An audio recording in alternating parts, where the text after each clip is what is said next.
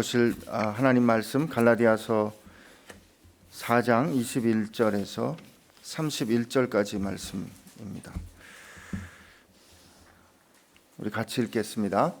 갈라디아서 4장 21절에서 31절까지 말씀 같이 읽습니다. 내게 말하라. 율법 아래 있고자 하는 자들아, 율법을 듣지 못하였느냐? 기록된 바 아브라함에게 두 아들이 있으니 하나는 여종에게서 하나는 자유 있는 여자에게서 낳다 하였으며 여종에게서는 육체를 따라 낳고 자유 있는 여자에게서는 약속으로 말미암았느니라. 이것은 비유니 이 여자들은 두 언약이라. 하나는 신의 산으로부터 종을 낳은 자니 곧 하갈이라. 이 하갈은 아라비아에 있는 신의 산으로서 지금 있는 예루살렘과 같은 곳이니 그가 그 자녀들과 더불어 종노릇하고 오직 위에 있는 예루살렘은 자유자니 곧 우리 어머니라.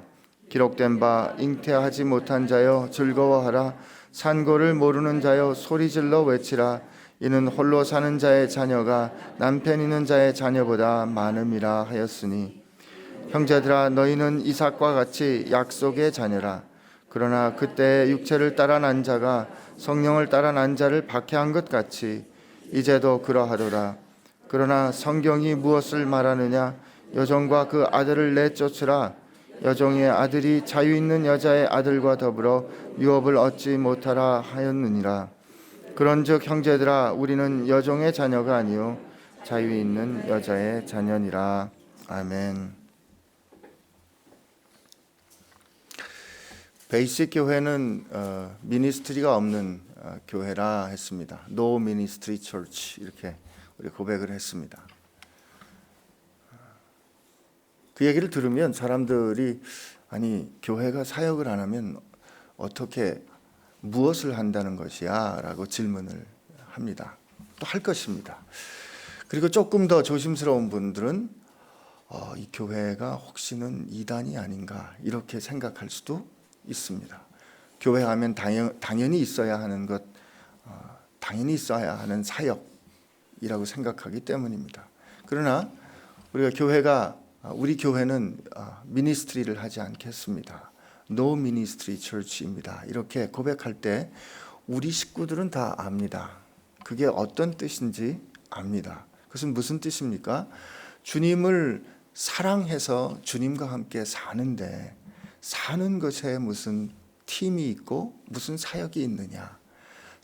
사랑하며 사는 것은 그것은 우리가 어떤 일을 하든지 그것은 내가 억지로 해야 하는 의무가 아니라 그 일을 해야 내 존재가 인정되는 어떤 조건이 아니라 내가 사랑하기 때문에 자연스럽게 우러나는 필요에 따라 나를 나누는 삶이다. 이런 뜻입니다. 라는 것이죠. 여러분 그렇게 다 알고 계시죠? 그렇기 때문에 우리에게 이 베이식 공동체에 우리가 하나님 앞에서 고백한 이 언약을 아는 분들은 노 미니스트리 그러면 고개를 끄덕끄덕 하는 것이죠. 그러나 그 이야기를 잘 모르는 사람들은 설명이 필요합니다. 노 미니스트리가 무슨 뜻인가? 오늘 하갈과 사라의 이야기를 이 바울이 가지고 오는 것도 마찬가지입니다. 지금 예수님을 통해서 예수님의 십자가가 우리에게 가져다 준 현실이 어떤 것인가? 그러나 그 현실에도 불구하고 다시 돌이킬 수 없는 과거, 이제 하나님께서 새 민족, 새 하나님의 백성을 창조해 가고 있으신데 그 하나님께서 창조하시는 그 백성 안에는 할례를 받은 사람이든 할례를 받지 않은 사람이든, 다시 말해서 유대인이든 이방인이든 남자이든 여자이든, 사실 할례가 남자와 여자를 차별하게 하는 이유가 되기도 하지 않습니까?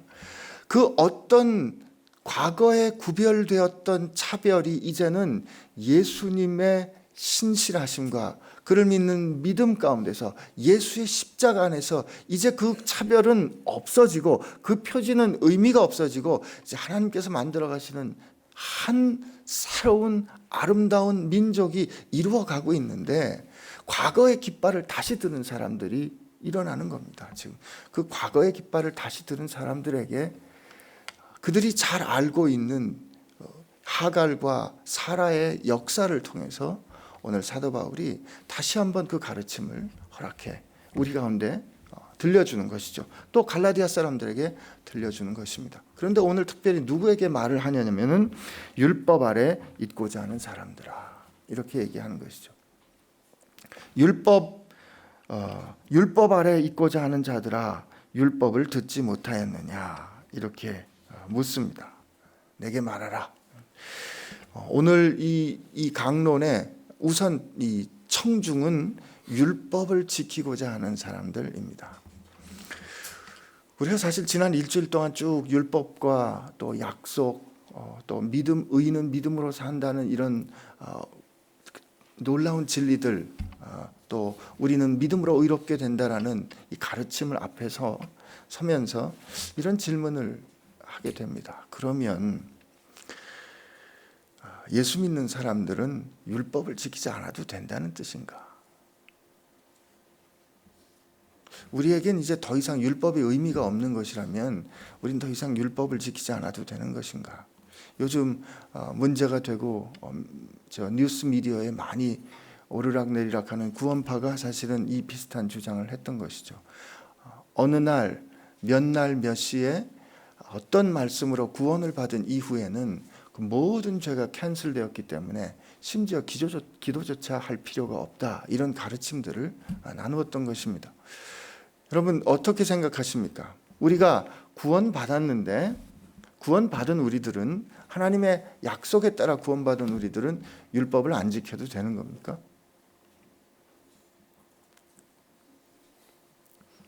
예. 뭐 오늘은 상이 없다 그러니까 답을 안 하시는 건가요? 그러면 이렇게 여쭤보겠습니다. 율법이 우리에게 하라고 하는 것이 나쁜 일입니까? 예? 아니죠. 율법이 우리에게 원하는 것은 기쁘고 감사한 일입니다. 하나님께서 우리에게 율법을 주실 때 뭐라고 말씀하셨습니까? 내가 거룩하니 너희도 거룩해라. 너희를 불러낸 나 여호와가 거룩하니, 너희 하나님 된 나 여호와가 거룩하니 너희들도 거룩해라. 그러므로 이렇게 살아라 라고 우리에게 주신 게 율법이란 말이죠. 그러면 율법을 지키는 것이 나쁜 일인가? 옳지 않은 일인가? 아닙니다. 율법을 지키는 것은 옳은 일입니다. 그러나 오늘 사도 바울이 말하는 율법 아래 서 있고자 하는 자들아 라는 것은 어떤 뜻인가 하는 것이죠. 다시 한번 확인을 하고 다시 한번 정리하는 것이지만, 율법 아래 서 있는 자들아 라는 뜻은 율법을 행함으로 하나님과의 관계를 유지하려는 사람들이라는 뜻입니다. 율법을 행함으로 내가 하나님의 자녀된 것을 증명하거나 율법을 행함으로 내가 하나님의 자녀가 되는 자격을 얻으려고 하는 사람들아, 이런 뜻입니다.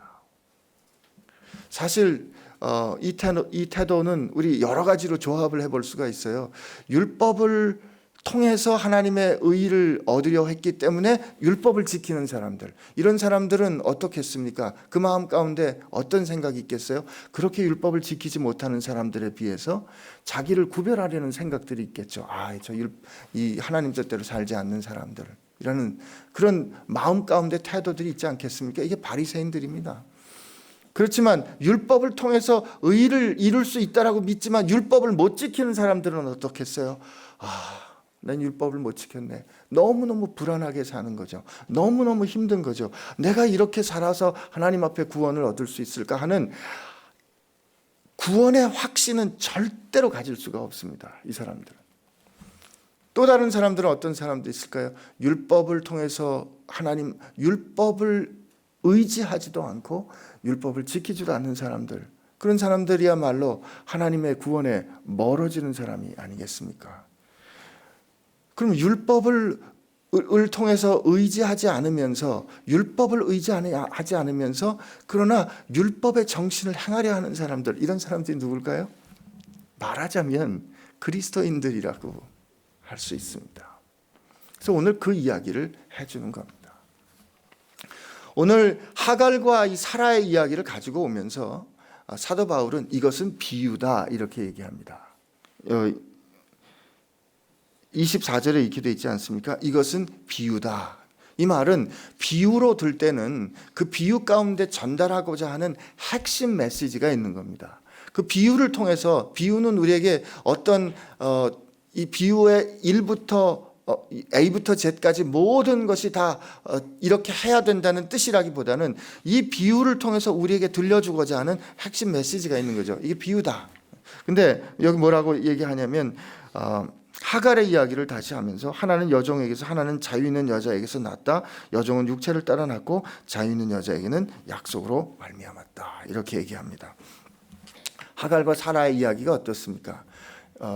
우리 숙제를 하면서 이미 읽으셨겠지만 창세기 15장에서 하나님께서 엘리에셀을 제 후사라고 삼겠습니다. 그랬더니 아니다, 내 몸에서 난 사람이 내 후사가 될 거야. 하나님께서 그렇게 말씀하시고 이 뭇뼈를 보여주시고, 그때 하나님이 이 불로 이 쪼개진 짐승 사이를 지나가시면서 이 계약 체결까지 하시는데, 사라가 가만히 보니까 이제 자기는 늙었고 이제 소망이 없어졌거든요. 경수도 끊어졌고 도저히 자기는 아기를 낳을 수가 없으니까, 그 당시 이 부인된 사람의 덕이 무엇이겠습니까? 자기가 후사를 낳지 못하면 자기 몸종이라도 남편에게 넣어서, 그래서 후사를 잇도록 하는 것이 부인된 자의 책무라고 생각을 했던 게 당시의 관행이었을 겁니다. 그래서 사라가 자기 몸종 하갈을 아브라함에게 동침하라고 권합니다. 그리고 넣습니다. 생각해 보세요. 하갈은 젊고 아기를 낳을 수 있는 능력이 있습니다. 사라는 늙었고 아기를 낳을 수 있는 능력이 없습니다. 하갈과 동침해서 이스마엘을 낳는 것은 인간의 능력으로 행할 수 있는 것이죠. 그러나 사라를 통해서 자식을 갖는 것은 인간의 능력으로 행할 수 있는 일이 아니었습니다. 오늘 바울은 이렇게 말하는 것입니다. 하갈을 통해서 자녀를 낳는 것이 육체를 따라 낳는 것이다. 즉 자기의 행함과 자기 능력으로 어떤 자격과 약속을 이루어내려는 태도라면, 사라를 통해서 자녀를 얻는 것은, 자녀를 갖게 되는 것은, 후사가 되는 것은, 아들을 얻게 되는 것은 하나님의 전적인 은혜, 그 은혜를 우리에게 허락해 주신 약속에 따라 낳는 것이다. 이렇게 말씀하시는 거죠. 그런데 그렇게 해서 하갈을 통해서 난 이스마엘이 창세기 37장에 보면은 아라비아 사막에 사는 이방인들이 됩니다. 그래서 그 말을, 이 하갈은 아라비아에 있는 신의 산으로서 이렇게 비유하는데, 이 말을 듣고 있는 유대인들은 그렇다라고 생각했을 겁니다. 당연하지. 하갈은 육체를 따라 낳았으니까 이스마엘의 자손이고, 이스마엘의 자손이란 아라비아에 사는 이방인들이지, 할례받지 못한 이방인들이지, 이렇게 생각했을 텐데 바울은 거기서 말씀을 뒤집습니다. 25절을 보세요. 이 하갈은 아라비아에 있는 신의 산으로서 지금 있는 예루살렘과 같은 곳이다. 이렇게 말합니다. 지금 있는 예루살렘이란 누구입니까? 유대인들이죠. 유대인들아, 율법을 통해서 너희 의를 스스로 이루려고 생각하는 너희들아, 너희들이야말로 하갈의 자손이야 라고 지금 말하는 겁니다. 이게 굉장히 충격적인 선언입니다. 이 하갈은 아라비아에 있는 신의 산으로서 지금 있는 예루살렘이다. 이건 굉장히 이 스캔들이 되는 그런 선언입니다. 그가 그 자녀들과 더불어 종로로 타고 있다. 그러나 오직 위에 있는 예루살렘은 자유자니 곧 우리 어머니라. 그리고 이사야 선지자의 예언을 가져오는데, 잉태하지 못한 자여 즐거워하라. 산고를 모르는 자여 소리질러 외치라. 이는 홀로 사는 자의 자녀가 남편 있는 자의 자녀보다 마음이 많습니다. 현실적으로 볼 때는 이렇게 될 수 없는 사람들이 어떻게 더 많은 자녀를 갖게 될 것인가. 더군다나 이 이사야 54장은 이스라엘이 드디어 하나님의 약속한 나라가 멸망하고 유대가 바벨론으로 포로되었을 때 그 희망이 없는, 아무도 구원할 자가 없을 것 같은 그런 상황 가운데 있는 이들에게 하나님께서 회복의 메시지를 주는 것이 이 이사야 선지의 말입니다. 오늘 이 말씀을 우리가 이렇게 읽으면, 이제까지 들었던 읽었던 말씀들하고 같이 생각해 볼 때 우리가 반복해서 생각해야 하는 것은, 우리는 자격 없었는데 하나님의 은혜를 얻었다는 것 아닙니까? 근데 이 구원을 얻었다는 것은 결국 우리가 어떤 교회를 이루어 가는가 하는 교회론에 닿게 됩니다. 우리가 하나님의 구원을 얻었다 하는 것은 어떤 교회, 어떤 공동체를 이루어 가는가 하는 그 가르침, 그 진리에 가까이 가게 되는데, 여러분 어떻습니까? 우리 교회는 자격이 있는 사람이 오는 것입니까? 아니면 누구나 올 수 있는 것입니까? 제가 보통 답을 1번으로 했기 때문에 고민을 하시는군요. 답은 1번입니다.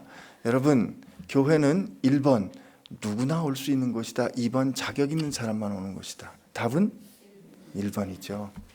누구나 오는 것입니다. 이때 이 누구나에는 우리가 받아들이기 어려운 사람들도 있습니다. 사실 우리 교회에 저 사람은 왜 왔어? 여기 어울리지 않는데 왜 왔어? 하는 생각이 들 때 있습니다. 그렇게 생각이 혹시라도 우리 마음 가운데 들어 그것이 알게 모르게 우리의 말이나 태도 가운데 드러난다면 우리가 원치 않았지만 우리는 무의식 가운데 율법 아래 서는 자로 다시 돌아가는 것, 그것이 되는 것이 아니겠습니까? 하나님께서는 누구든지 우리 받아주십니다. 왜? 하나님의 약속은, 하나님께서 우리에게 허락해 주신 약속은 원래 이 세상 그 어떤 인간도, 지구상에 존재하는 첫 번째 인간부터 그 마지막 인간까지 그 누구도 받을 자격이 있는 사람들이 없었습니다. 누구도 받을 자격이 없는, 누구도 능력이 없는 사람들 가운데 하나님께서 사랑하셔서 당신의 뜻에 따라 불러주신 것이 우리거든요. 그 우리 된 것을 자꾸 우리가 쉽게 잊어버리기 때문에 우리 나름대로의 이 깃발을 자꾸 들면서 구별하려고 하는 것이 우리의 지금 모습이 아닌가, 이런 생각하는 것입니다. 이 존 스타트 목사님이 쓴 그 갈라디아서에 관한 말씀에 보면 이런 이야기들이 나옵니다.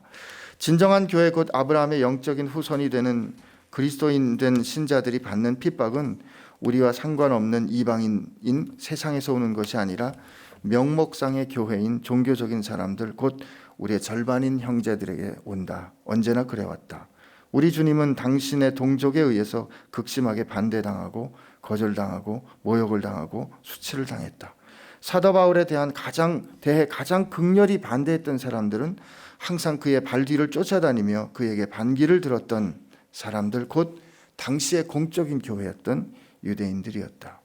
모든 개혁하려는 프로테스탄트 소수자들에게 비정하고 끊임없는 잔악함으로 핍박했던 것도 교황의 유일 체제였다. 마찬가지로 오늘날의 복음적인 믿음의 가장 강력한 적들은 불신자들이 아니다. 오히려 그들 중에는 복음을 들었을 때 복음을 수용하는 사람들이 많다. 그렇다면 누구인가? 그것은 교회이다. 하이어라키를 세운 자기 시스템을 공고히 한 교회이다. 이런 말 합니다. 어느 교단에서 그렇게 정의했습니다. 6개월 이상 교회 출석을 하지 않고 6개월 이상 헌금을 하지 않은 사람은 교인이 아니다.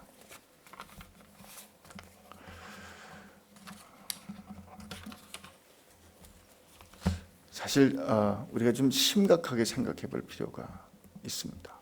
하나님께서 우리에게 허락해 주신 자유는 율법을 지키지 않아도 좋다는 자유는 절대 아닙니다. 하나님께서 우리에게 허락해 주신, 우리가 하나님의 자녀 됐다는 그 자유는 하나님께서 우리를 향한 하나님의 언약의 신실하심을 끝까지 지키시고 예수 그리스도의 십자가를 통해서 자격 없는 우리가 그 사랑 가운데 들어갈 수 있는 큰 은혜로 우리를 불러주신 건데, 그 은혜 받은 사람은 그 은혜를 주신 하나님의 사랑에 따라서 거듭 태어났기 때문에 하나님이 원하시는 것을 구하며 살게 돼 있습니다. 여러분, 이게 은혜라면, 이게 복음이라면 어떻게 이 사실을 전하지 않고 이 사실에 어떻게 이끌리지 않을 수 있겠습니까? 오늘 토요일이니까 제가 조금만 더 길게 말씀드리겠습니다. 결혼하셨죠? 안 하신 분들 계시네요. 죄송합니다. 결혼한 사람들, 사랑 고백할 때 어땠습니까? 사랑해서 결혼하실 때 저 사람이 나를 사랑한다고 확인했을 때 얼마나 기뻤습니까? 그거 누군가한테 말하고 싶지 않았습니까? 누군가하고 나누고 싶지 않았습니까? 만약에 우리 가운데 여러분들이 우리 다 고등학생인데 서울대학교라고 합시다. 사실은 더 좋은 대학교가 있지만 서울대학교에 수석으로 붙었다고 할 때, 수석으로 붙었는데 너 그 좋은 소식을 너 그 좋아하지? 그렇지만 네가 교인이잖아. 교인인데 네가 그렇게 말해서 누군가에게 상처 주면 안 되니까 너 절대로 그 말하면 안 된다. 너 절대로 그 말 누구한테 하면 안 된다. 이렇게 여러분께 누군가 요구했다면 여러분 어떻게 하시겠어요? 화병 날 겁니다. 그리고 아마 이렇게 물어보겠죠. 신문 봤어? 서울대학교 수석 누가 했는지 혹시 봤어? 나라고는 얘기 안 하지만 왜 그러겠어요? 그 기쁘고 아름다운 소식, 그 기쁘고 복된 소식이 내 마음 가운데 있는데 내가 전하지 않을 수 없는 거죠. 이것이 우리에게 기쁜 소식이라고 할 때 하늘의 하나님이 우리를 사랑하셔서 하나님의 원수됐던 나를 위해서 그 아들이 생명을 주시고 나로 하여금 하나님의 그 모든 유업을 합당히 받아 누릴 수 있는 자녀가 되도록 선택해 주셨고 그 일을 이루셨다는 거 아닙니까? 그 일이 이루셨고 저 십자가와 부활을 통해서 확증되셨다라는 소식이 지금 내게 들린 거예요. 그게 나를 위해서 들린 거, 나를 위해서 지금 증언됐는데, 그리고 그것이 네 거다라고 성령께서 지금 내 안에 확인해 주시는데 내가 어떻게 가만히 있을 수 있는 거죠? 그리고 내가 어떻게 그 복음을 그 말씀하시는 뜻대로 살고 싶지 않겠냐는 것이죠. 이것이 약속이 있는, 약속에 따라 거듭 태어난 사람들이 살아가는 태도이고 그들의 삶에서 발견되는 모습입니다. 그럴 때는요, 내가 어떻게 하면 그분 마음에 들까? 어떻게 하면 그분 마음에 들까? 어저께 아내가 워낙 다른 일이 있어서 제가 어제 퇴근을 일찍 했습니다. 집에 5시쯤에 갔는데 전화가 왔어요. 6시 반에 다른 일이 있었습니다. 그래서 집에 들어오지 말라 그랬어요. 차도 막히고 하니까 오지 마세요. 저녁은 알아서 먹을게요. 그랬습니다. 알았다고. 들어오지 않겠다는 거예요. 조금 있으니까 다시 전화가 왔습니다. 여보, 나 집에 들어가야 할 것 같아요. 왜? 그랬더니 딸이 전화했어요. 엄마, 나 배고파요. 딸이 배고프다니까 들어와야 되겠다는 거예요.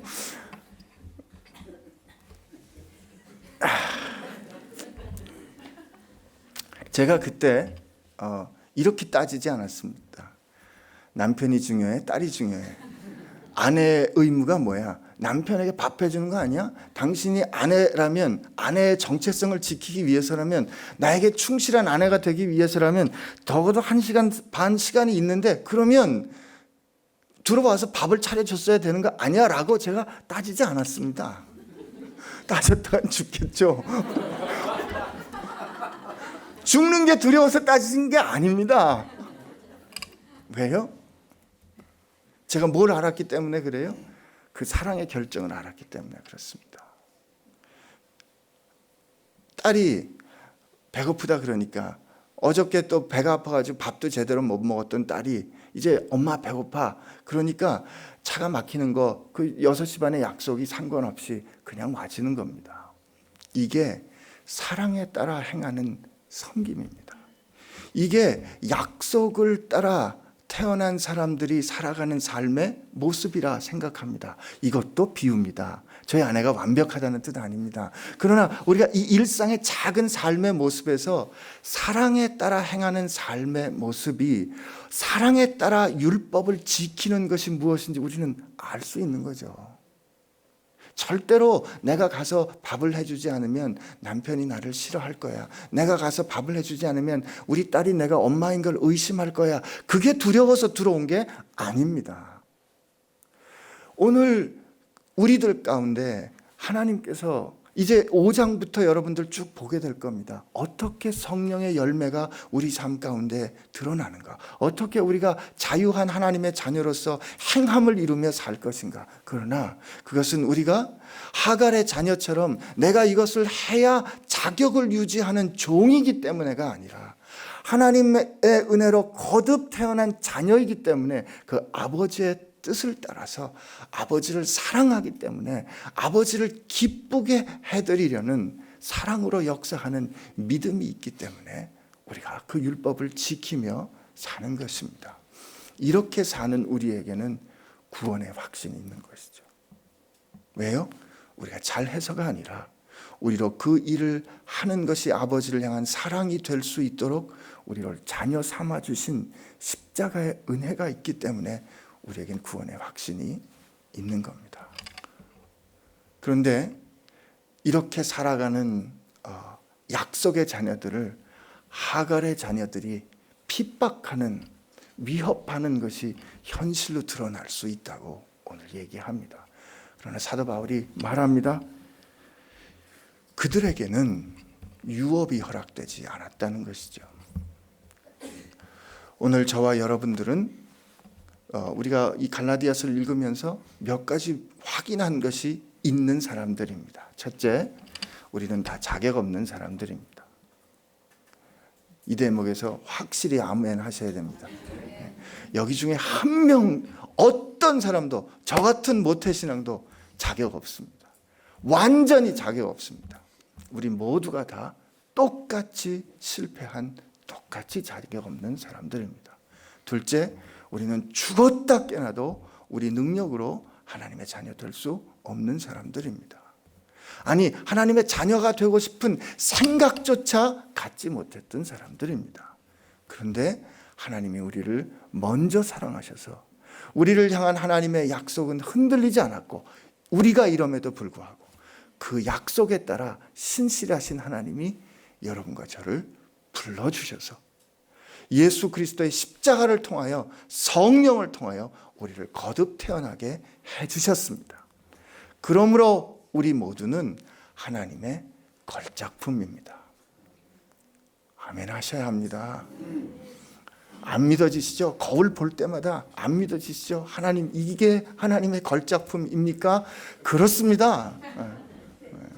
여러분, 이 콩깍지들이 다 떨어져서 여러분들이 약속의 자녀 된 것, 그렇다면 하나님, 내가 하나님의 모든 유업을 합당히 받아 누릴 수 있는 자녀라 해주신 것을 내가 감사함으로 받고 그것을 제 삶 가운데 누리겠습니다. 이 가르침을 말씀을 통하여 배운 것이 우리들입니다. 그런 우리가 된 것 잊지 않고 주님 앞에 감사하시는 여러분 되시기를 축복합니다. 우리 같이 기도하겠습니다.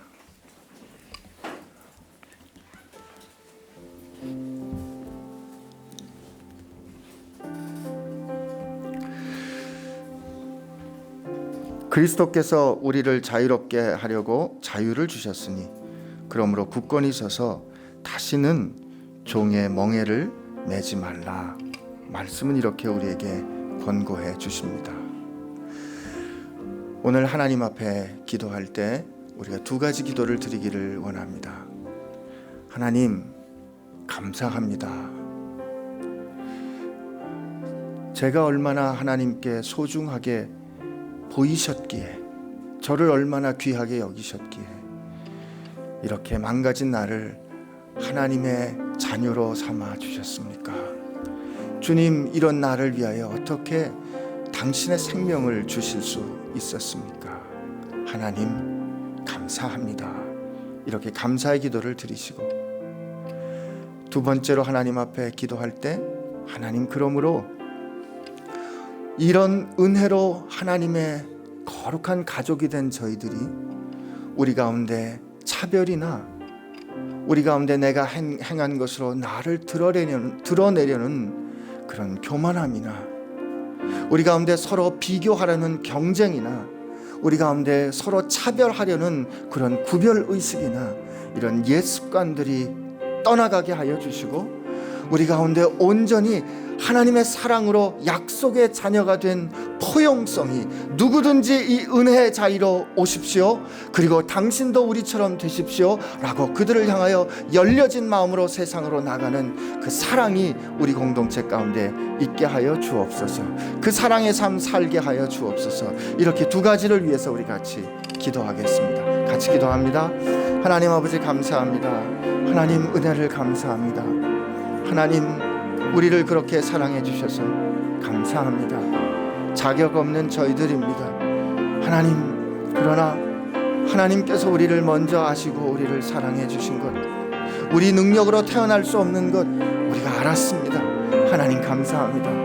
하나님, 혹시 내가 이렇게 했기 때문에 날 사랑한 것 아닌가, 내가 하나님을 믿었기 때문에 하나님 날 사랑한 것 아닌가라는 그런 조건적인 믿음 때문에 우리가 두려웠었습니다. 하나님, 그렇지 않은 것 하나님 오늘 이 시간 알게 하여 주셨사오니, 하나님이 나를 먼저 아셨고 먼저 하신 하나님이 우리를 사랑하셔서 그 사랑으로 나를 불러주시고 십자가로 확증하신 것, 하나님 그 가운데서 우리가 기쁨과 감사를 드립니다. 그러므로 하나님, 우리 공동체 가운데 하나님 조건에 따라 서로를 사랑하고 내 마음에 들 때 서로를 사랑하는 것이 아니라 예수 그리스도의 사랑으로 사랑하고 예수 그리스도의 사랑으로 서로를 보듬어 안을 수 있는 그런 은혜가 우리 가운데 있게 하여 주시옵소서. 주님, 교회라 이름했지만 이 하나님께서 허락해 주시는 은혜를, 하나님께서 허락해 주시는 사랑을, 그리고 하나님께서 만들어 주시는 이 아름다운 역사를 모른 채 우리 나름의 왕국을 만들어 가고 있는 모습들을 저희가 봅니다. 하나님, 저희를 긍휼히 여겨 주시고 저희를 불쌍히 여겨 주시어서 다시 한번 이 땅의 모든 교회 공동체가 하나님의 은혜와 약속으로 거듭나게 하여 주시옵소서. 하나님, 먼저 우리가 그 은혜 누리는 사람들 되게 하여 주신 것 감사합니다. 여기 있는 우리 모두가 다 하나님 앞에 자격 없는 자인 것 하나님 인정합니다. 그럼에도 불구하고 우리를 사랑하여 주신 아버지의 사랑에 감사하고, 그 사랑에 우리 인생에 안전함이 있음을, 그 우리 인생이 흔들리지 않는 이유가 바로 십자가에 있음을 다시 한번 고백합니다. 주님 감사합니다. 주님 감사합니다. 주님, 저희가 십자가의 은혜와 그 사랑 받았고 부활의 소망이 우리에게 영원한 생명이 되었사오니, 우리가 그 사랑을 가지고, 그 사랑을 믿는 믿음을 가지고, 그리고 영원한 소망을 가지고 누군가를 향하여 나가게 하여 주옵소서.